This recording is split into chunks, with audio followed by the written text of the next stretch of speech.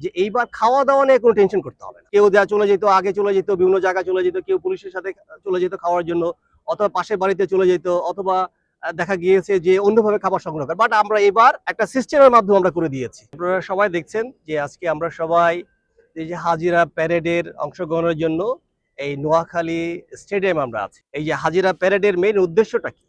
হাজিরা প্যারেডের মেইন উদ্দেশ্য হচ্ছে যারা আমরা সরজমিনে যারা ডিউটি করব তাদেরকে হাজির করা। আমরা এখানে প্রায় 875টা ভোট কেন্দ্রে সবাইকে 13 জনকে আমরা হাজির করেছি।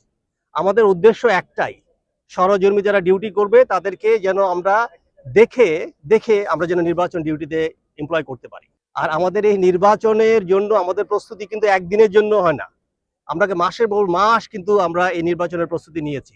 প্রায় 1.5 বছর ধরে আমরা করেছি।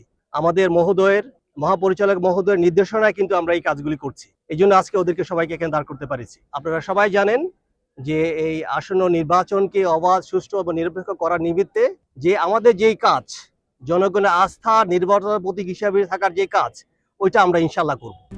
RICL TMX, যুগের পর যুগ স্থাপনা থাকে মজবুত এবং আমাদের প্রতিটা ভোট কেন্দ্রের জন্য নিশ্চিন্ত নিরাপত্তা ব্যবস্থা যেন থাকে, ওইটা আমরা ইনশাল্লাহ নিশ্চিত করবো আর কি। আর আমাদের যে 13 জনের মধ্যে যেটা 2 জন থাকবে, যাদেরকে আমরা এন্ড ইউজার বলি, this is the first time যেটা আমাদের আনসার বাহিনীর মধ্যে আমরা প্রবর্তন করতে যাচ্ছি, যে ডিজিটাল অ্যাপসের মাধ্যমে জিনিসগুলি মনিটর করা। এদের সবাই কি করবে, যে আপনাদের মধ্যে ছবি করবে অথবা ভিডিও করবে, এরকম 2 জন আমাদের আছে, ওরা পোস্ট করে দিবে। পোস্ট করে দিলে কি হবে, যে বাকি যারা স্ট্রাইকিং ফোর্স যারা আছে, যারা কেন্দ্রের বাইরে কাজ করছে, তারা অটোমেটিক রিয়াক্ট করবে। যে কোনো একটা কেন্দ্রের মধ্যে সমস্যা হলো, ওরা ওই জিনিসগুলো দেখে চলে আসবে। এটা হচ্ছে আমাদের একটা নতুন একটা জিনিস, যে এইবার খাওয়া দাওয়া নিয়ে কোনো টেনশন করতে হবে না। এই যে এইখানে নোয়াখালী জেলায় 875টা ভোট কেন্দ্রের মধ্যে 11,375 জন আমাদের আনসার বিডিবির সদস্য যারা নিয়োগ থাকবে, তারা তো একটা সময় দেখা যায় যে নির্বাচনের দিনে খাওয়া দাওয়া কি হবে না হবে এই নিয়ে চিন্তা করে।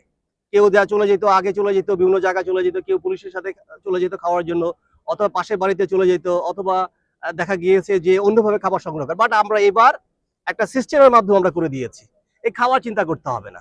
ইভেন আগের দিনে কি খাবে এটা বলে দিয়েছি, সকালবেলা কি খাবে এটা বলা আছে, কি ধরনের মেনু হবে, দুপুরবেলা কি হবে এই মেনুটা আছে, রাত্রেবেলা যেহেতু অনেক রাত পর্যন্ত কাজ করতে হবে, এই মেনুটা আমরা দিয়ে দিয়েছি। শুধু মেনু দিয়েও না, আমরা উই হ্যাভ এনশিওর যেন খাবারটা ওর কাছে যেন পৌঁছায়। এটা আমরা এইবার ডিফারেন্টলি করলাম।